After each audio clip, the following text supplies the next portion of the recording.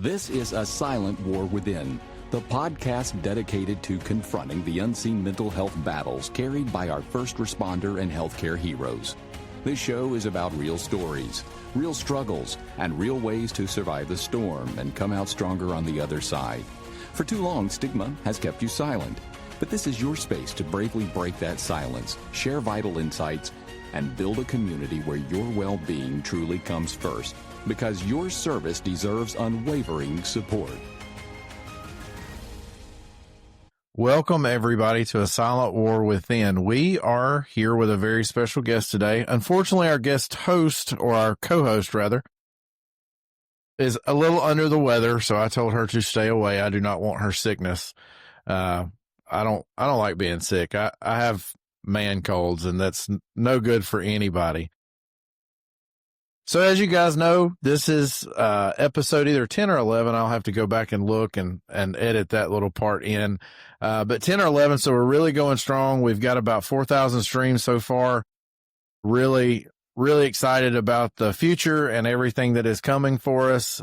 We've gotten some very, very cool apparel companies reaching out to us about apparel. So we are experiencing some growth. And of course, you can always find us on all the social media channels, the Instagram, the TikTok, of course, the Facebook, all those things. I like saying the in front of it because my father says I sound very old when I call it the anything. So that's just my thing. But our special guest today, Logan Lancaster, right? No, just now switched. Just Nix. That's right. You got married. Yeah. Congratulations, by the way. Thank you. So we found Logan on TikTok, where we find a lot of our guests. You guys may have heard me talk about in the past. I think that TikTok is this generation's biggest form of communication. So finding people there becomes very easy. So I think that's the next communication wave for our generation. So finding people there becomes very easy. Logan, when we found her video, you were doing a research study about first responders. So it really piqued my interest. So why don't you give us your story? Why don't you tell us a little bit about yourself, what kind of schooling you're in, what kind of background you have, so we can get to know who Logan Nix is? Yeah, absolutely. So I'm currently a therapist in training. So I'm finishing my clinical mental health counseling master's program. And kind of how I got jumped into the first responder trauma group is my husband. He went into the academy when I was finishing my undergrad, and we were dating at the time.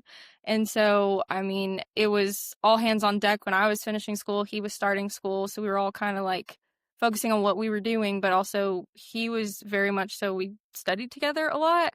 And so when it came to like looking at his stuff, you see like all the training and all the millions of different things he's learning for the physical impacts of the job.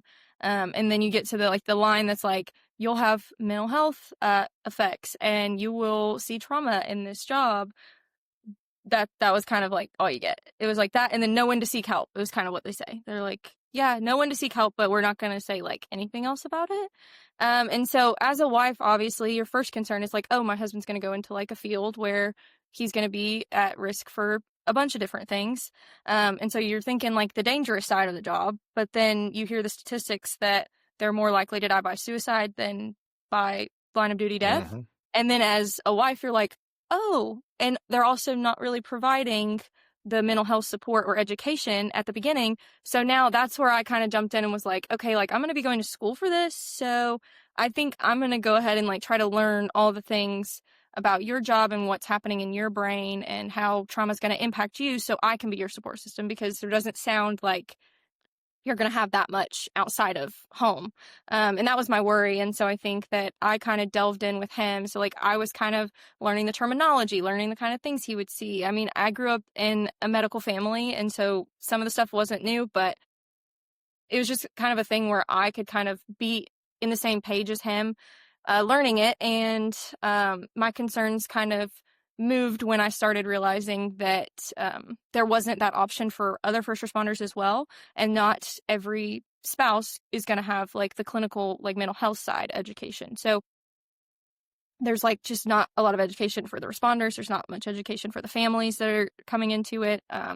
So then me with my passion, I wanted to do therapy for first responders, but I didn't want to be like all the other first responders that I'd heard about, like the therapists, sorry, that I've heard about, because I've heard just a bunch of negative experiences with therapists, being in the sense that they say they're trauma informed and they don't know the first responder. They don't know the job or the culture.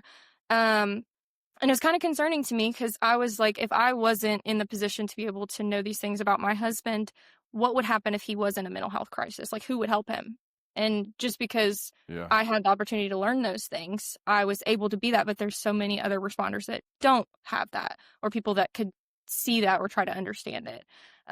So I started wanting to better educate myself, really. Like when I started posting on social media, the first Google form I think I sent out was asking first responders just questions about their experience with mental health. Like, how was their experiences? What kind of things like keep them from seeking mental health care, or what things they need from family members. And like, I just had a whole list of things. And I mean, it went viral and I had over 1,000 responses from first responders. And I like went home that night and sat with my husband and I was like, this is insane, because all the things that I was worrying about for the field were kind of like being shown to me. Like they were kind of just popping up. Like there is a lack, there is a gap in the care, there's a lack of education like all around. So that's why I kind of started posting, was to better aid myself so that I could be a good therapist for first responders in the future. Because the one thing that that kind of struck me when I was doing it was the amount of people that said they would not see a therapist that was not a first responder. And I was kind of shocked by that, because obviously I'm not in the field, so I don't know those things. But now looking back and looking at all the things that I found in the research and just the experiences that have been shared with me, it's so blatantly obvious as to why. Like, if you're just a trauma-informed counselor, you're not going to be able to provide the effective care for first responders because you just don't get it. You don't know them. Yeah, one of the things that Kim always says is the fact that she's gone to counselors before, and by the time we're done, we're feeling like we need to help them because our experiences can be so intense that it can overwhelm a lot. And I've experienced it too.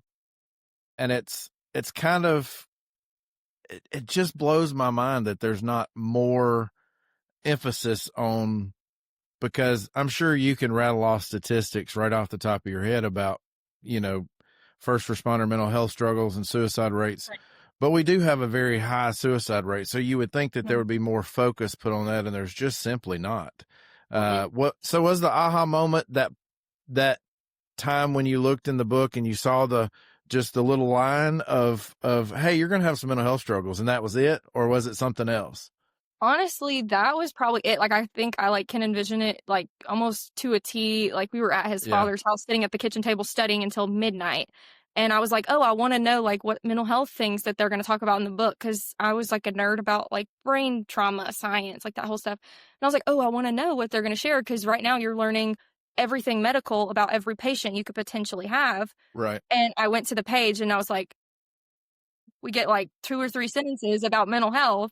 And it's like, I didn't think it was fair that y'all study so much to be able to take care and provide care for every single person, and no matter what a medical episode or whatever event could happen, yet you have no clue what really is going on in your body or how to help or what that really means. Which that was my aha moment, because I was like, I can't just leave that there like that.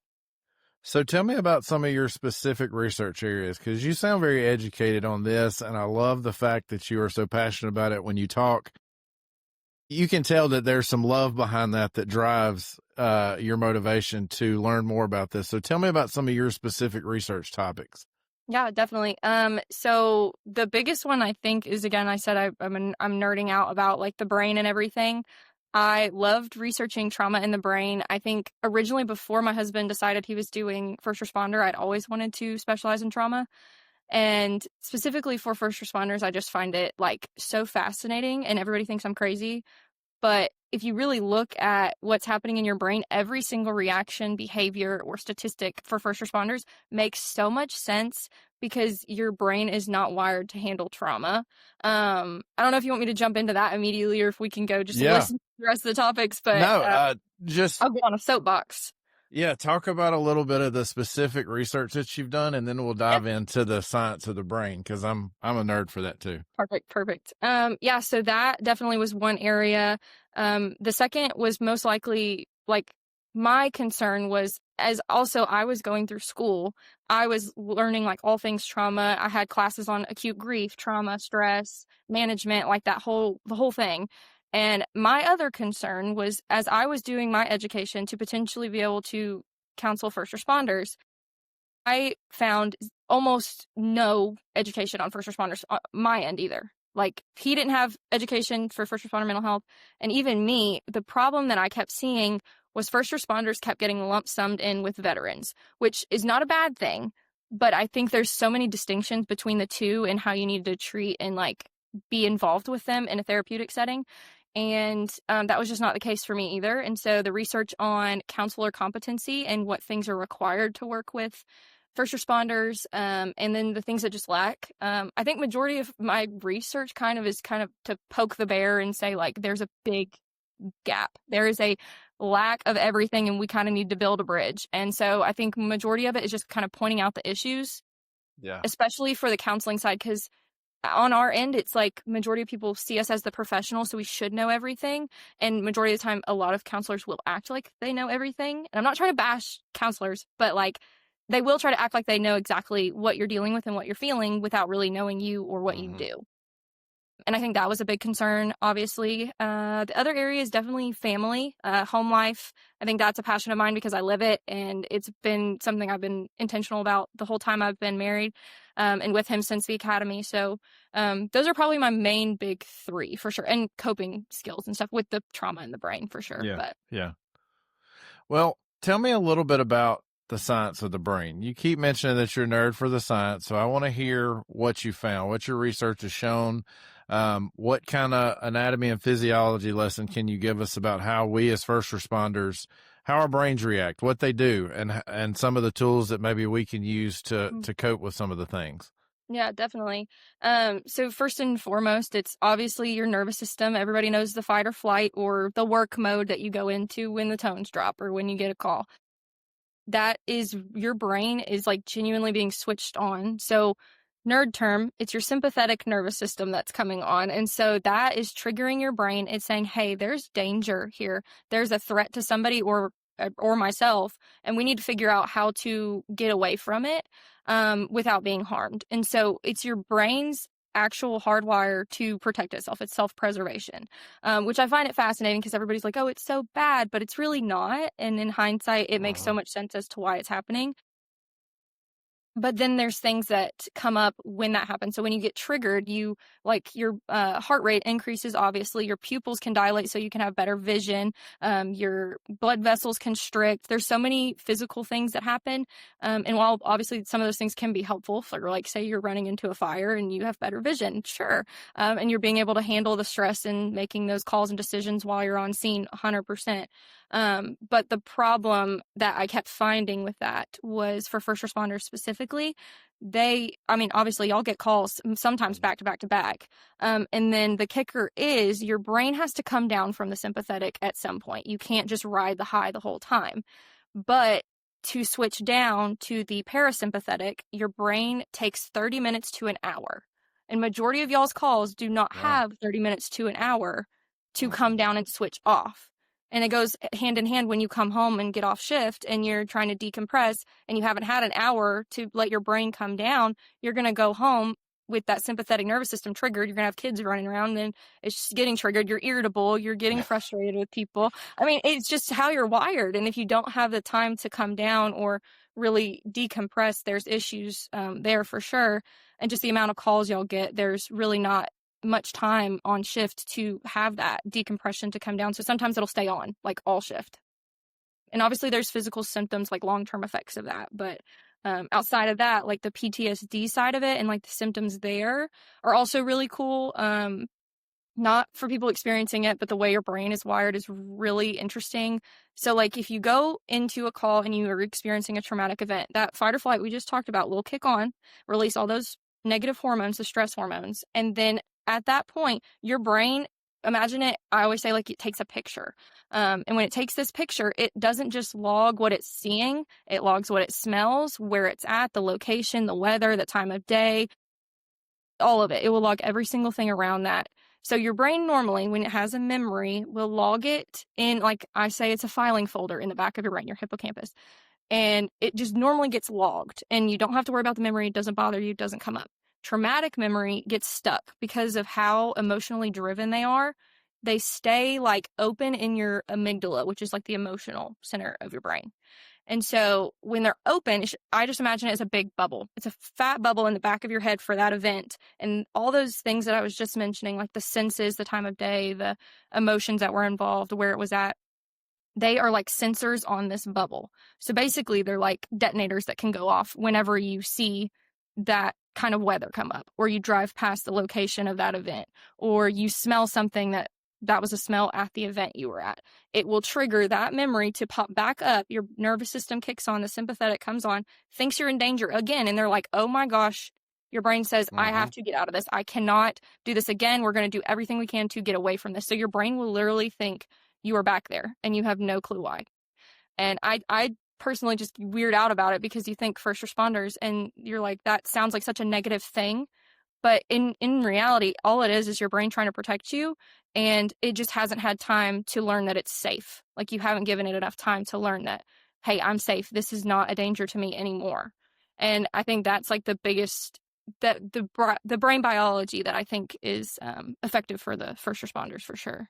So obviously for me, and I think other responders, one of the things that when you say that, the thing that immediately comes to my mind is, how do you get rid of the bubbles then? Is it talk therapy? Is it EMDR? Like, what is what's the road that we can take to get rid of those bubbles that are associated with all those bad things that trigger us?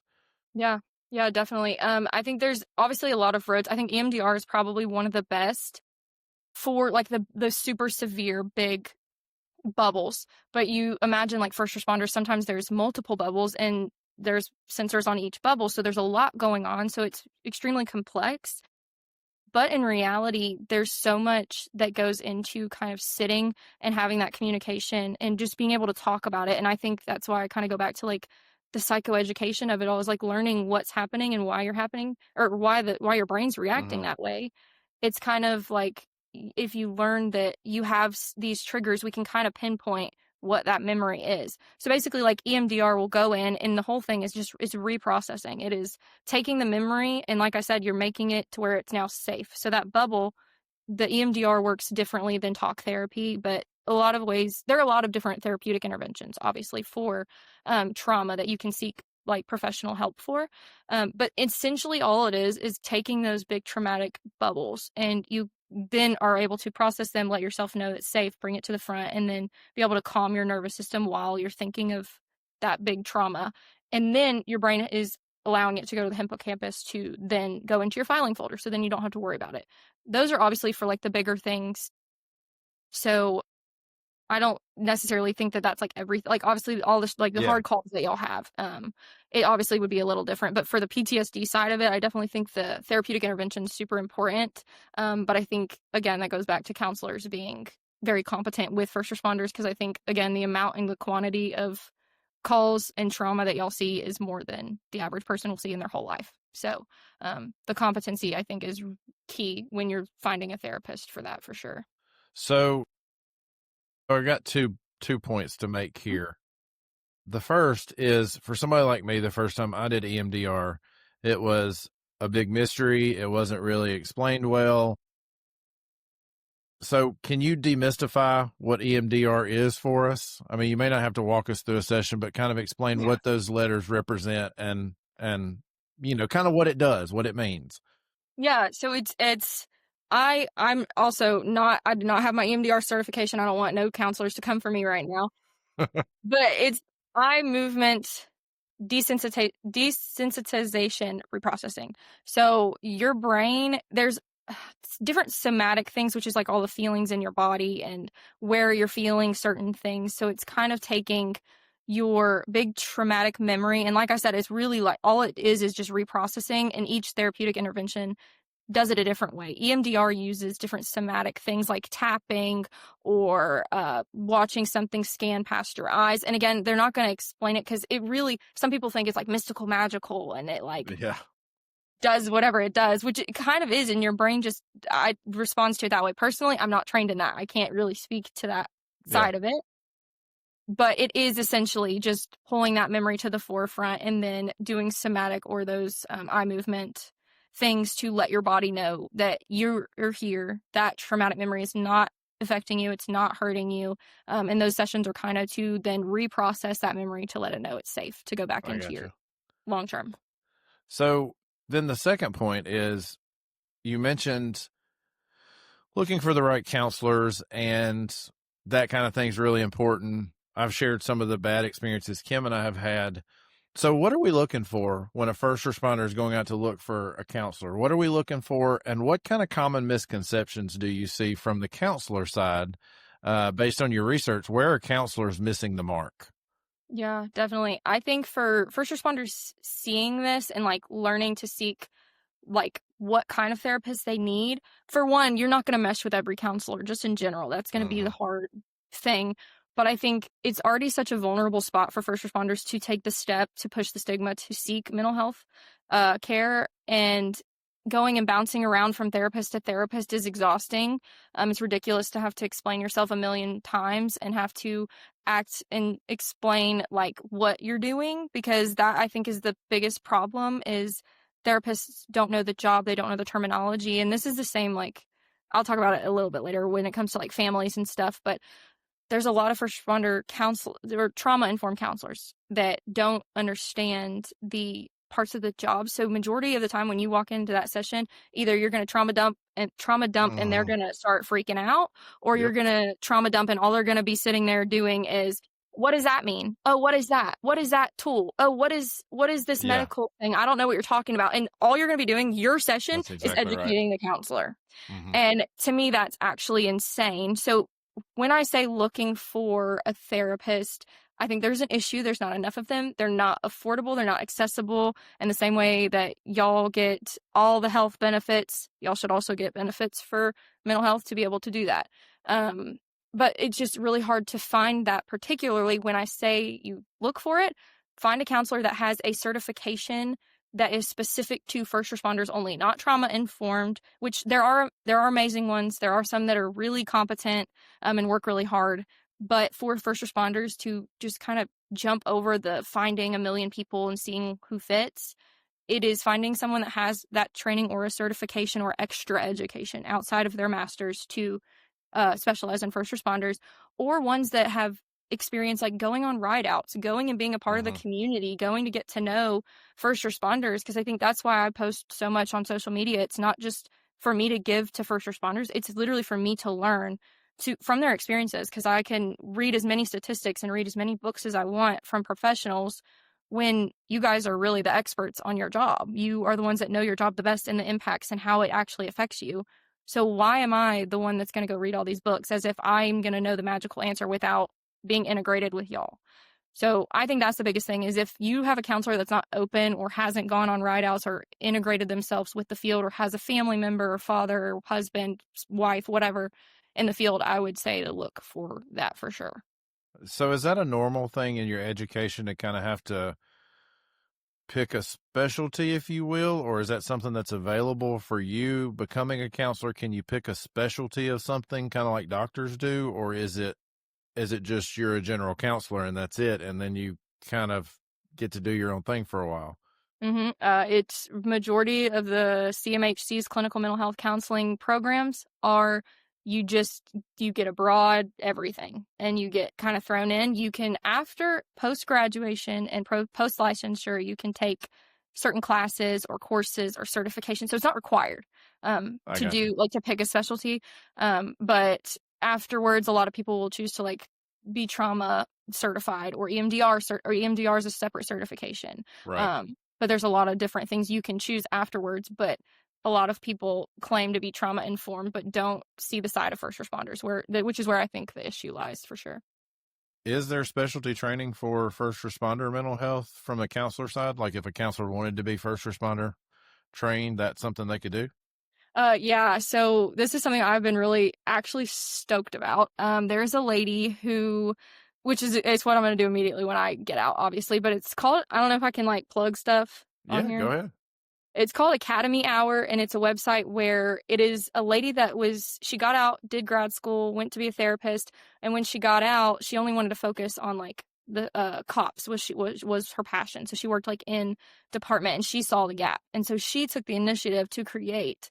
So she stopped counseling, she stopped doing the entire therapy thing, and she jumped in, created her entire thing about just training counselors to be a part of like first responder lives and experiences. But the part that sold me on it, because like you can say and you can read and do all the education about it, and I feel like that sometimes isn't enough. Part of her courses require you to like watch clips of certain calls that first responders go on from cops, EMS, fire, and kind of like let you see it. Like you can see the sides of things. So like there's like disclaimers of like you're going to see trauma in this thing, but that if you're going to work with first responders, you're going to have to see it regardless. So yeah. Which is I'm really excited for. I haven't taken it yet, but I can't wait to take it once I graduate. So how long have you got? a year. Oh, you're getting closer day by day. Yep, that's for sure. So I love that you do this research. I'm probably more excited to have you than I should be on the show because watching all your stuff, I'm like, this girl gets it. And I think that so many people miss the mark in that we experience so much trauma, and we're just, this is naturally a thankless job, and you kind of, have that mentality when you come in anyway. But once you start seeing all the bad stuff and you start to get the little triggers and those little bubbles, it's really exciting to hear somebody acknowledge that. I think we, for so long, have come from a suck it up kind of mentality. Even, I don't know if you follow any of the EMS people on TikTok, but EMS Avenger, no, it wasn't EMS Avenger. Shade Tree Cardiology was with us, and he was awesome. Greg's a great guy. He's been posting all of our interview in little snippets, which I appreciate. But there was one guy who came on there and commented and said, this is a job you signed up for. You just have to suck it up. You see traumatic things, suck it up. Mm-hmm. And he responded like, this is not, when you get that call that's going to rattle you, that's going to put you down a little bit, it's going to surprise you. And that's somebody that people that speak like that to me are people who have not experienced that one call yet. And it's wild the way that our brains work to me, that one call can be something that you are not expecting. One of the calls that just broke me in half was this 87-year-old grandmother. We were, working a cardiac arrest on her husband. And she stops me and she says, just let me hold his hand one more time. I know this will be the last time I ever hold his hand. And I was just, oh my gosh, immediate emotions and that rush of tears, and just like she's losing her whole life. And she desperately wants me to save him, and I know that I can't. So it was that call that was just like, that wasn't supposed to bother me. This was an 87-year-old Pepaw that had lived his life to entirety, and this was his time to go. You think that will not, I'm tangled up over here. You think that would not bother somebody that had been in EMS so long, but man, it was just wild the way that my brain interpreted that and just did something with it and caused this overflow of emotion. Yeah, I think that's also another point that I think is just fascinating, because even my husband talks about this. He's like, it's not the person that passed. If it's a call that someone passed, it's not the person that passed. It's the mother screaming for their child. It is the wife losing their loved one at a young age. It is the kids watching their like it is everything outside. I mean, obviously the person that like the patient you lost is rough, but when you think about it, majority of what my husband comes home with is the people that are left behind. And that is probably some of the harder stuff that I think I've heard from his end, at least. So that's a good point to segue. So where do you see the misconceptions at? Because the public has their image of us. Where's the misconceptions there? But kind of also, what's mental health's misconception of us? The mental health community, the counselors, the psychiatrists, the psychologists, like where's the miscommunication at, and where's the misconception happening at? Is it that we're not open enough and we're not showing the public kind of what we deal with? Or is it something completely different that they just don't see it in the light that we do? Yeah, I think that's a really good question. I think definitely the stigma is going to impact it in some area, way, shape, or form. But I think most of the time, as somebody who's not in the field, I have looked at first responders like heroes. Like, you put them on a pedestal. They're the superheroes of the entire town. And majority of other people will say the same thing. And I think that also just puts an extra amount of pressure on first responders to withhold that and uphold that. And on top of the stigma and feeling like you can't share your mental health struggles and this and that, it's going to be hard to like tell the general public, like, yeah, this is actually terrifying and actually horrible, and it's actually impacting me so bad, when they're kind of the people that y'all are picking up. They're the kind of people y'all are going to in calls and stuff. So I don't know if it's because it might make first responders feel like the public won't trust them or not, but I think that could impact it, and definitely the stigma for sure. But for counselors, I think it just goes back to the fact that they just don't really get that side of it. And they, like I said, they lump in with veterans all the time. Y'all get lumped in with veterans, or they just kind of be like, oh, first responders can go hand in hand with veteran treatment or this and that. And then you think about it, majority of people that are even coming for trauma-informed therapy is having one or two traumatic events happening to them, and then they kind of go away from it. And I like to think of it in the sense that first responders, they go to counseling to talk about something that happened the other day, and they're going to wake up and go see it again, something else again tomorrow. And that's kind of the disconnect there, is they kind of are coming in expecting it, like, first responders to come in and be completely resolved, or to avoid all their triggers, which isn't even possible. Like, triggers are unavoidable. You're not going to be able to not drive down that road because your patient coded over there, or like you can't avoid majority of your triggers, right, when that's kind of the calls you're on. And that's the job y'all do. But the thing I keep hearing from first responders is, like, either I get recommended to get a new job and quit, I need to take a break from my job, or I should probably find something else to enjoy. But it's just that misconception that they don't get the job and the lifestyle it really is. And I say it is as a culture and a population because first responders themselves have their entire own bubble that should be addressed. And I think the misconception from the public is kind of like they're heroes and they're tough as nails and nothing bothers them, and they see all this crazy stuff all the time.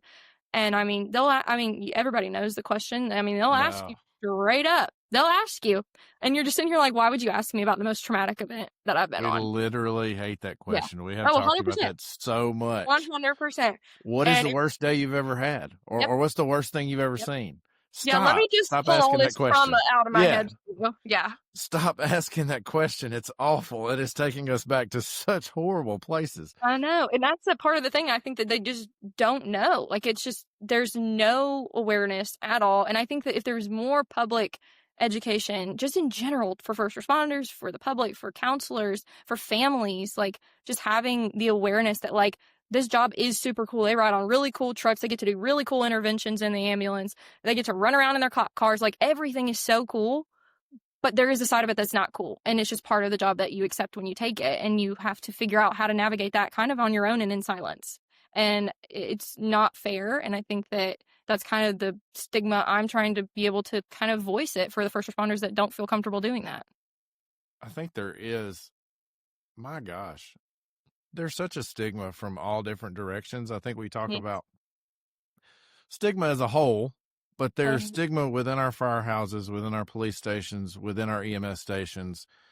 There's, I don't know if it would be called a stigma, but certainly an expectation from the public that you kind of hit on. But one thing I experienced, especially from my family, and my dad listens to this podcast, and one of the things that he said that really just made me, do the dog head look, like, what are you talking about? He's like, dude, I had no idea that you felt the way you did. I just always thought that you were tough. And I can remember just saying, like, coming to him and going, it's been a crap day, just in very, very loose terms, not getting into any details. Right. And it was like, I never really did tell him any of that stuff. So I think there's a little bit of a stigma at home to not drag, because we love our family. We don't want to drag them down the rabbit hole that we're going down.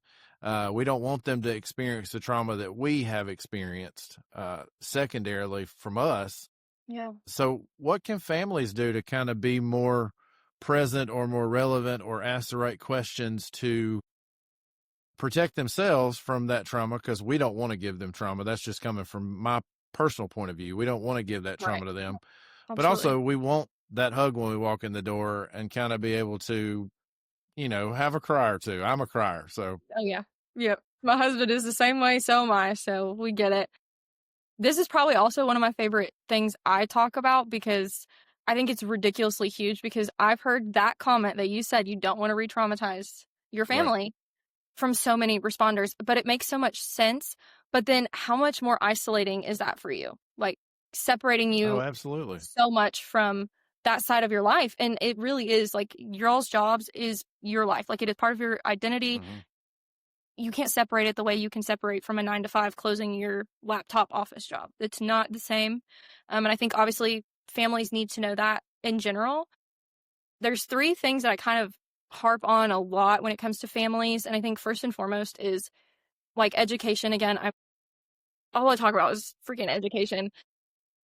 Education Should have for been the a school families. teacher. Yeah, really.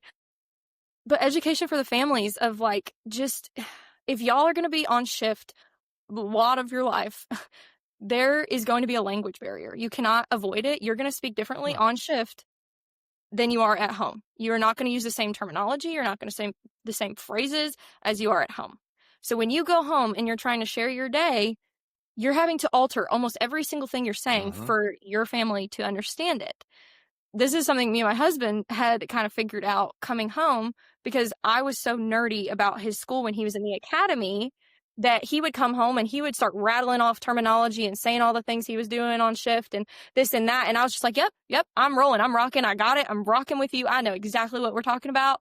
And he was like, that is so relieving because the amount of times I hear people say that they have to constantly explain themselves, like they're coming home from a rough shift. They just want to talk to you about their feelings. And all they're doing is coming home and having to explain the terminology. Oh, what is that? Oh, what do you mean? I have no clue what you're talking about. Oh, I don't know what that is. And then they kind of just shut you down. And so I think education on just the basic, like I'm not saying go to the academy. I'm not saying read the massive fire book, but just like the small little things of education, like listening to your husband and learning, or your spouse or family member, whatever it may be, listening to like the things they use on a daily basis. Like the amount of things I know EMS related, and I've never touched foot in an ambulance before, is actually insane.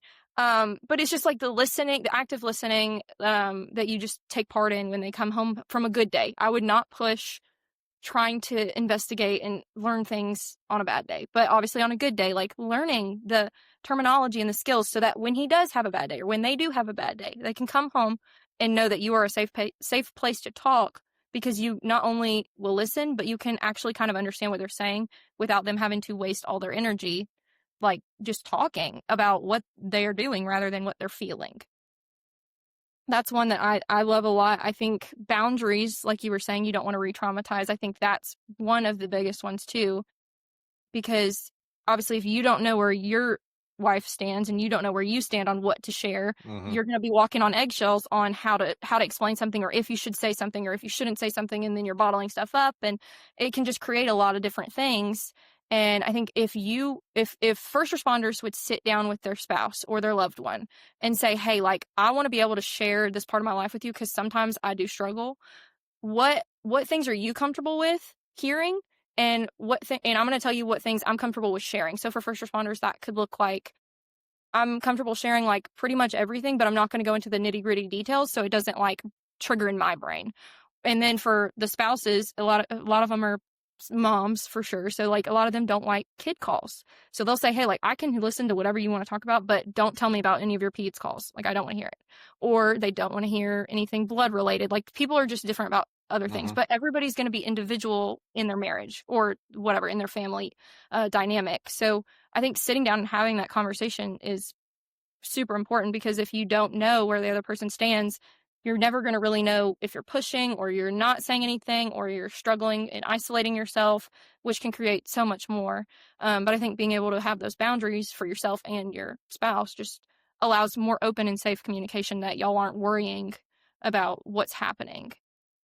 And I think that goes hand in hand with expectations as well. Like y'all can get off shift, and then people at home are like, hey, like I'm ready for you to jump into mom duty, dad duty, like household responsibilities. We're going doing this, and they don't ask or kind of have flexible expectations. So something like my husband and I do, he'll get off shift and call me and tell me like good shift or bad shift. And then if it's bad, he'll be like, hey, like rough shift. I don't know if I'm going to be able to like jump right in immediately when I get home. I may have to go on a run afterwards. I may have to sit in the car for 30 minutes, or I may have to just jump in the shower.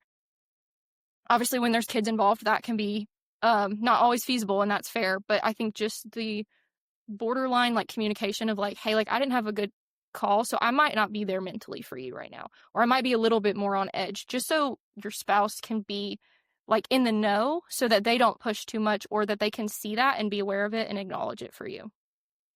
All right. So I love all of that. And I'm going to tell you what my wife and I do. I got really lucky. I married a NICU nurse. So she kind of understands my world. Yeah. She has ridden on the ambulance with us from a nursing standpoint. She kind of knows where I'm at. Mm-hmm. But one of the things that we had to realize was, so this is, and I don't know how religious you are. I'm deeply rooted Christian. Yeah. But one of the things that we talk about a lot when we are counseling with other married couples is communication is key. I don't think that's just a religious thing. I think that's across the board. Right. Communication is key. And I guess it was about 6 months ago, we unlocked something that we didn't know we had. We've always said that marriage is not 50-50. Marriage is 100-100. And we just celebrated our 10-year wedding anniversary. And she said something to me a few weeks ago at our son's birthday that really was like, wow, that tuned my brain in. She said, I need 140 from you today. Like I'm only at 60. She's like, I'm overwhelmed. I'm stressed. I need 140. And I was like, all right, challenge accepted. Like I'm there.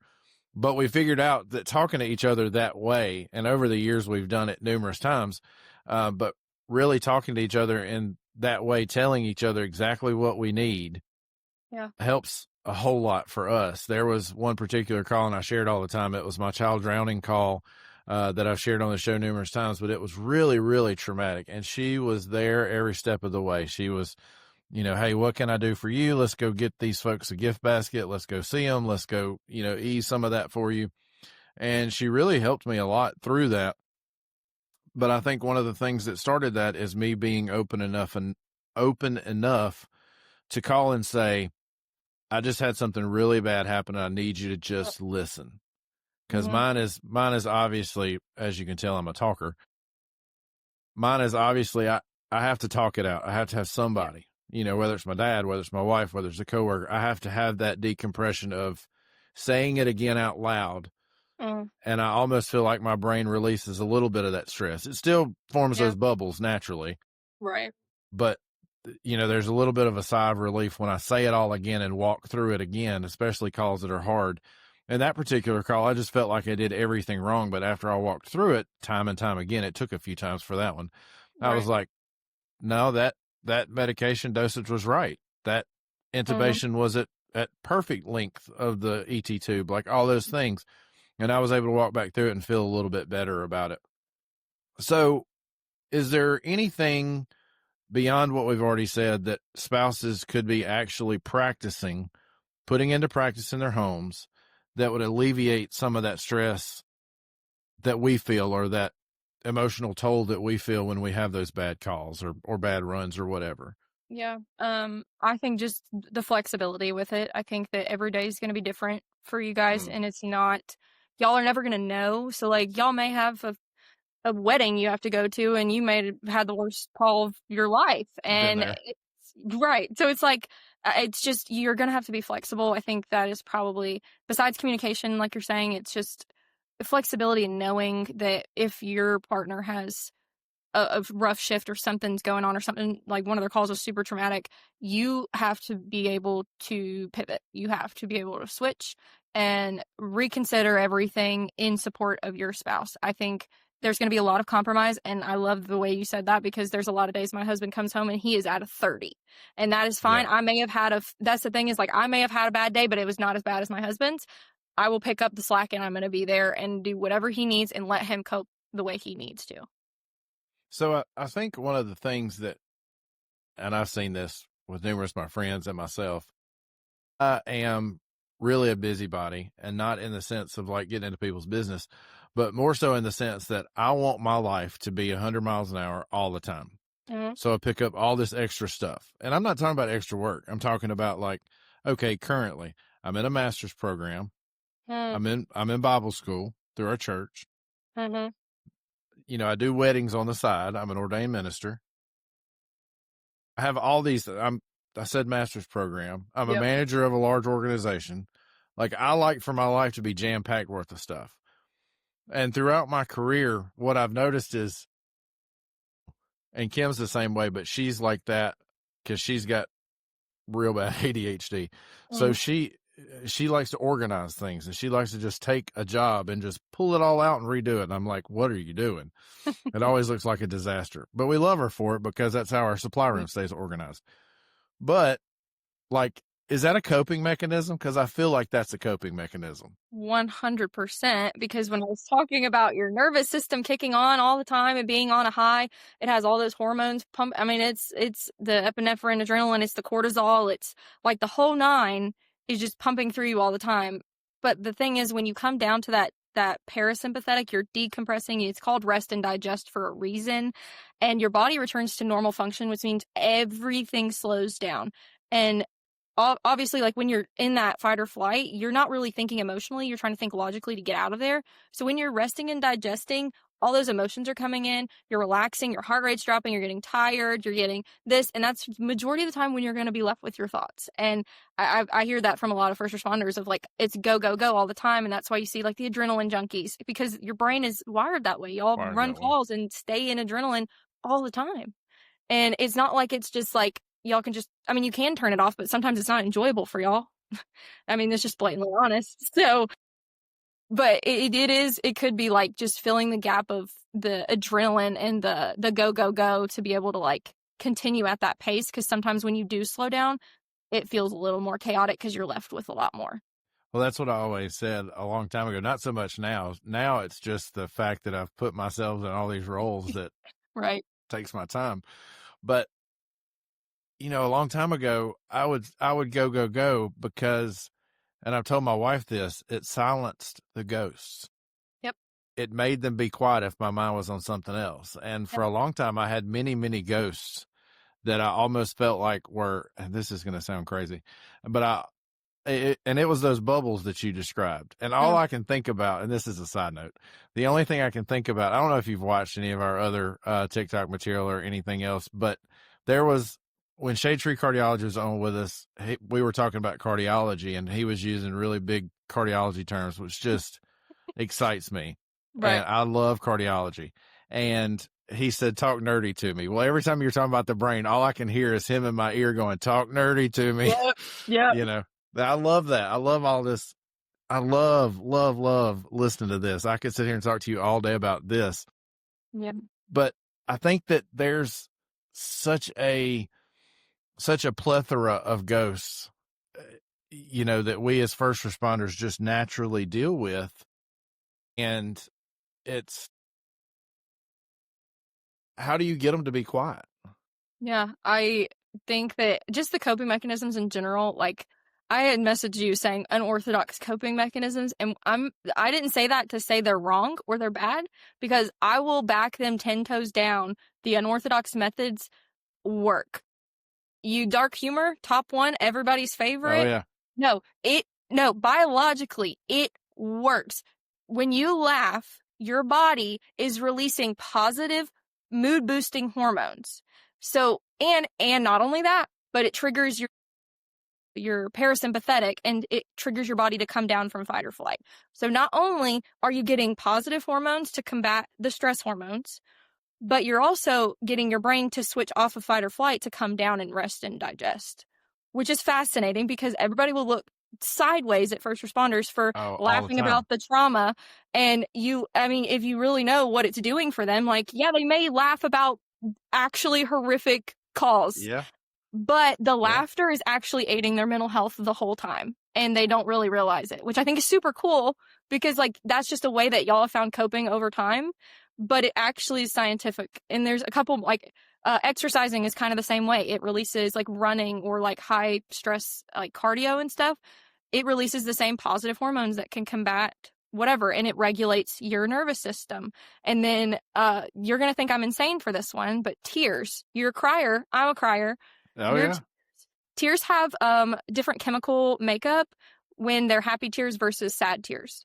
So happy tears release all the positive hormones, like all the ones from the same with like the laughter thing. But your sad tears, when you're crying, like you're upset and processing a lot of things, it actually releases all those stress hormones you have pent up in your body. They come out through your tears. Yeah. So when you're crying it out, you're actually crying out the stress hormones from what you're struggling with, which is crazy. So those are my top 3, like unorthodox, but like they actually aid your mental health, which is really cool. So I love the fact that what I'm naturally enabled to do as a crier is actually helping my mental health. I find that very comforting because there's been numerous times where I'm like, I need to go outside and I just need to sit for a minute. And that's my, you need to go touch some grass. Yeah, I need to go touch some grass. Yeah, but it's your brain. I mean, your body is so hardwired to protect itself. It's crazy. So when you think of all those things that are releasing all of those negative things, it really is like the way your body's designed to like protect itself, which I think that's why I nerd out about it, because I think it's so cool. Yeah, it is cool. It is very cool. Then you come back into your buddies inside the firehouse or EMS station. You're like, oh, the allergies are so bad outside. Yeah. Sorry, acting up out there. Yeah, exactly. I think that you have a very interesting platform that you have kind of made. And it's funny to me because you see these creators that are posting 5 videos a day. Well, you're not posting near that volume.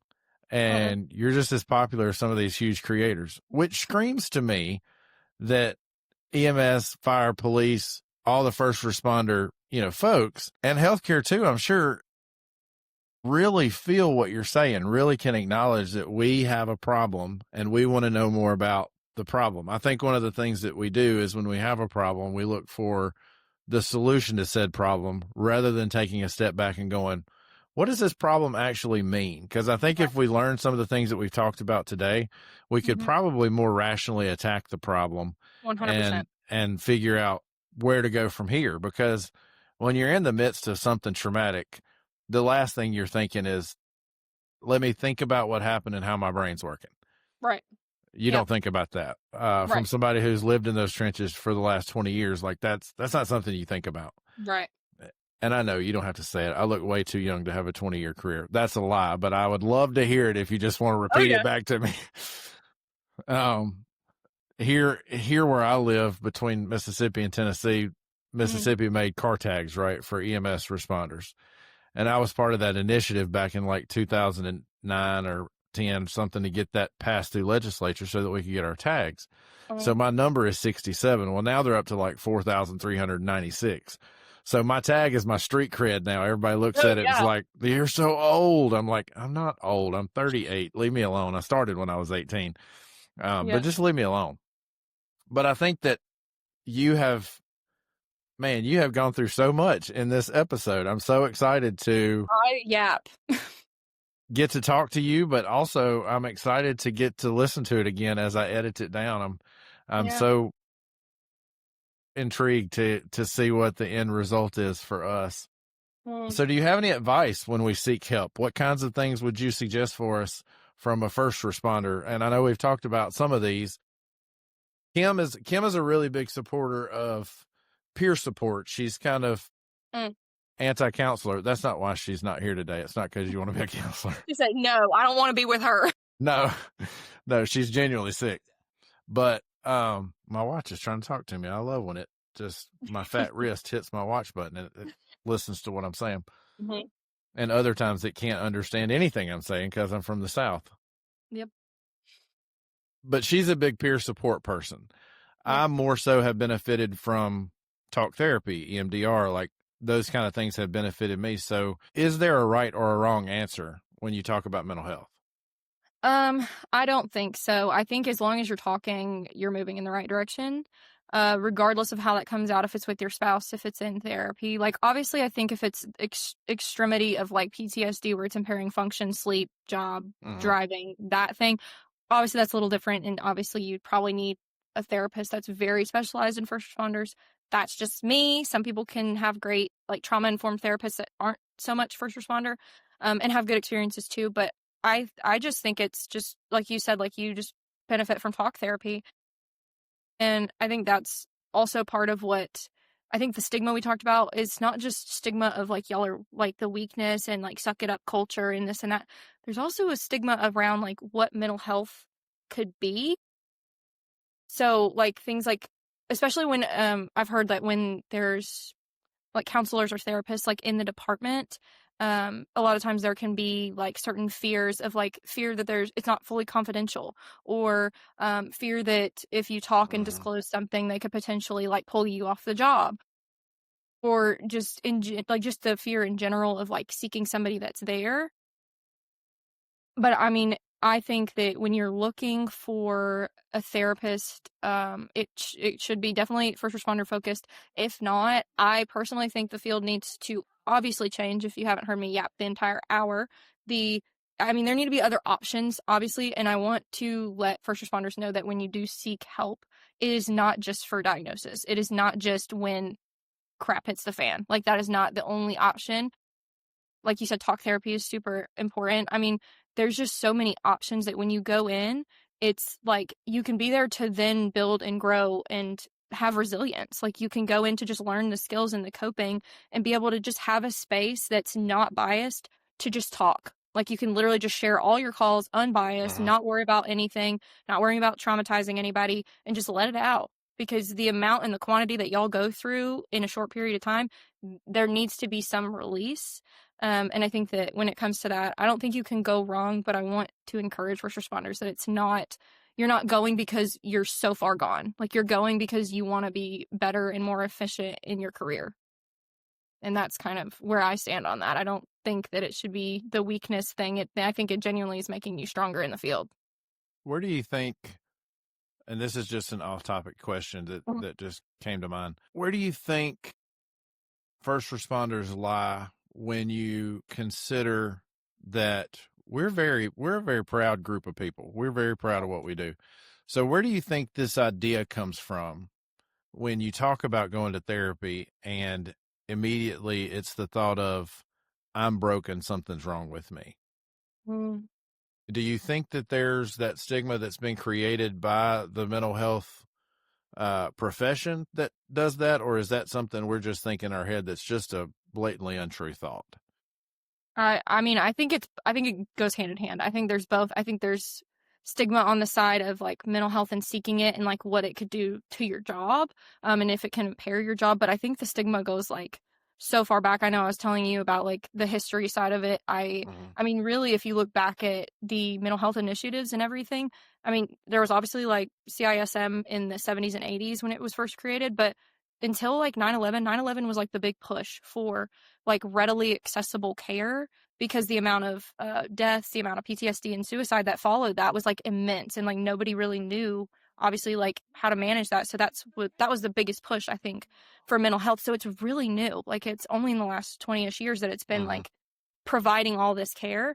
So I think that is also a part of it, because you have counselors that have been in it pre 9/11 that talk to first responders pre 9/11, and they don't really understand like the extent of it sometimes, or there's still like upper management that is still like pre 9/11 that still is operating on, we don't talk about that stuff, like you need to suck it up and handle it. But I think that just also goes back to like y'all's job is tough, period, and you kind of have to accept like that job is hard and not everybody can do it. But while it's hard, it can also coexist with the struggle. Like it doesn't mean that they're opposite of each other. But I think that that's definitely the problem, is they kind of assume that since it's a tough job, you have to be tough, but you can also be tough and then be affected by trauma and manage it. Very good. I actually love that. So tell me one thing that you wish, if you had one thing to say to first responders that are considering seeking help, what's the encouragement to take that first step? Yeah. I think just the encouragement is like, you're not alone, period. 80% of first responders will have either PTSD or some other diagnosis related to the job. And again, I want to harp on the fact that there's nothing wrong with you. It's the brain's job to protect you, and that's all it's doing. It's your body is doing what it's hardwired to do, and there's nothing wrong with it. And I think that acknowledging that is more empowering going in to seek mental health help and care, because when you know that you're not at fault for what's going on inside of you, it's just your body, then you can actually be like, okay, it's not my fault. I'm just going to go to therapy and figure it out and be able to then manage it in the future. I think it's so much more taboo and scary than it is. And I get it. And I 100% understand, especially when there's counselors that are not great and there's a lot of gap in the field, which needs to change. And there's not a lot of options, and it's sometimes not affordable, accessible, yada, yada. But I do think that, I mean, it shouldn't be scary. That's what the change I want to make people more aware of is it shouldn't be scary. It should be more so empowering. Yes. One of the things that I love the most about especially talk therapy with my therapist is the fact that she is an unbiased witness to what I'm going through. Like, I can talk to her, I can say names, I can give her locations, I can do all these things. And it's like, to bring my Southern to the forefront, she has no dog in the fight. Like, she is just there to listen to me. And she asked me the very first time I walked in, she's like, okay, so how do you want to be communicated with? I said, I need you to tell me when I'm being a butthole, because mine is always brought forth through anger. So mine is always an angry response, whether it's with my family, whether it's with my coworkers, even with my patients. I'm sad to admit, that I've treated people badly in some of their worst days because I was overwhelmed and overworked and overloaded. Right.